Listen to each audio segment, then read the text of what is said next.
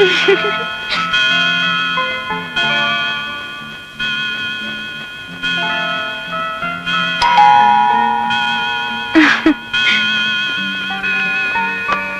Afternoon sir. അനിൽകുമാറോ? എന്തൊക്കെയുണ്ട്? ഒന്നുമില്ല sir. സാറിനെ പോലുള്ളവരിങ്ങനെ പോയി ട്യൂഷൻ കൊടുത്താൽ ഞങ്ങളെ പോലുള്ളവരാ ചുറ്റിപ്പോകുന്നത്. അയ്യോ, അതെങ്ങനെ?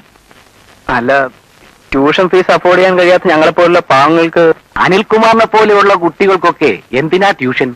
ഒരു ട്യൂഷനും ഇല്ലാതെ തന്നെ you are A rank holder. സാറിന് വാച്ചില്ലേ? ഇല്ല. ആരെയും വല്ല നാഴികമണിയും കെട്ടിത്തൂക്കിയിട്ടുണ്ടോ? ഗ്യാൻഡിയെ പോലെ? ഒന്നുമില്ല.